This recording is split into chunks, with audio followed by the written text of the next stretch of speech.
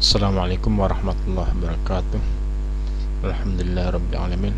Wassalatu wassalamu ala asrafil anbiya'i wal mursalin wa ala alihi sahbihi wa man tabi'ahum bi ihsan ila yaumiddin. Rabbi shrah li sadri wa yassir li amri wahlul 'uqdatam min lisani yafqahu qawli. Rabbi zidni ilma warzuqni fahma. Amin.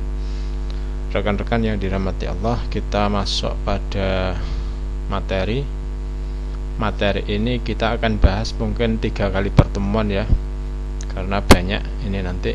Sebagai pengantar, teman-teman bisa nanti baca tentang maqasid syariah. Maqasid syariah itu luas sekali dan ilmunya dalam sekali, tapi saya bukan ahli di bidang itu, dan ini saya akan fokus ke maqasid syariah indeks saja. Ini kita melihat performan atau kinerja perbankan syariah dari sudut indeks maqasid syariah. Apa itu indeks maqasid syariah? Jadi maqasid syariah ini pengantarnya teman-teman baca aja, saya tidak akan mengulas ini.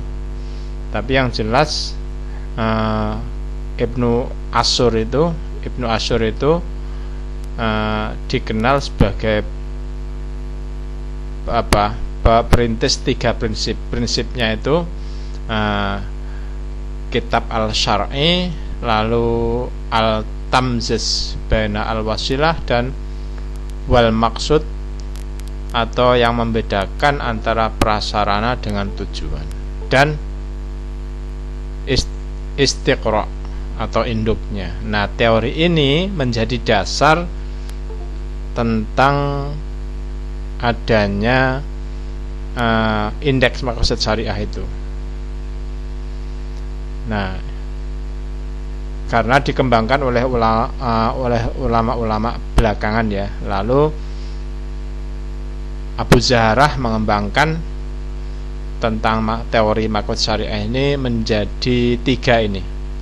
Jadi 3 bidang besar itu, yaitu tahdib al-fard atau mendidik individu, yang kedua iqamah al-adl atau menegakkan keadilan, dan jalb al-maslahah atau mempromosikan kesejahteraan.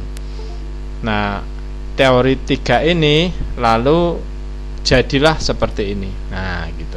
Jadilah seperti ini. Yang tadi itu apa? Yang 3 yang pertama itu tahdib al-fard atau mendidik individu, itu jadi educating individual, establishing justice. Yang kedua iqamah al-adl itu establishing justice, dan yang ketiga itu jalb al-maslahah atau public interest.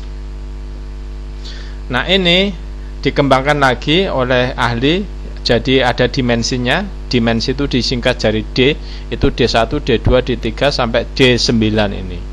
Nah, D1 sampai D9 tadi diterjemahkan dalam bentuk elemen. Elemennya itu education, grant, research, training, publicity, fair return, affordable price, interest free product, lalu profit ratio, lalu personal income, lalu investment ratio in real sector.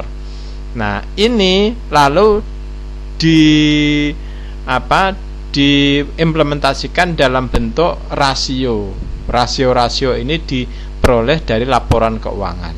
Nah, maka saya udah membuat ini ya.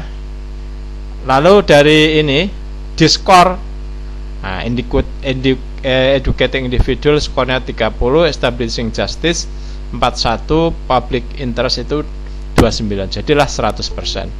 Lalu ini elemennya, setiap elemen itu mempunyai skor begini. Nah, setiap educating individual itu punya total 100, lalu establishing justice juga punya total 100, public interest punya total 100 begini. Nah, inilah nilainya. Nanti teman-teman tugasnya, nah, saya udah membuat ini maqasid syariah indeks Bank Muamalat Indonesia. Nanti teman-teman menghitung sesuai rumus ini ya. Sesuai rumus ini nanti dihitung. Nah, dihitung ini, lalu ketemulah hasilnya. Nah, tugasnya minggu depan menghitung ini. Sama yang kedua, selain menghitung ini, saya udah upload annual report dari Bank Syariah Mandiri. Itu nanti dibuat seperti ini.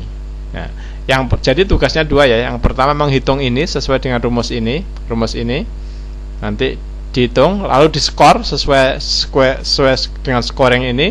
Hasilnya itulah menjadi namanya Makoset Syariah Index. Setelah itu saya udah upload, nanti teman-teman bisa klik di link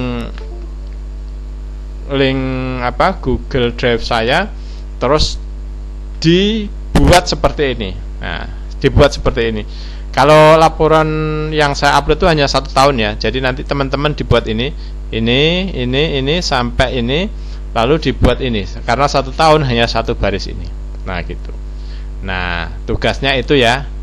Nah menghitung yang Bank Syariah Mandiri minggu depannya lagi aja. Sekarang minggu depan itu kita menghitung ini dihitung semuanya, sama mengidentifikasi dari annual report itu menjadi seperti ini, menjadi laporan seperti ini: educating grant, research expense, training expense, ada publicity expense dan sebagainya. Ini nanti teman-teman memilah-pilah itu menjadi angka-angka seperti ini. Nah oke, saya kira itu penjelasan dari saya, mudah-mudahan bisa difahami. Sekian, mudah-mudahan memberi manfaat bagi kita. Lebih kurang mohon maaf. Billahi taufiq wal hidayah. Assalamualaikum warahmatullahi wabarakatuh.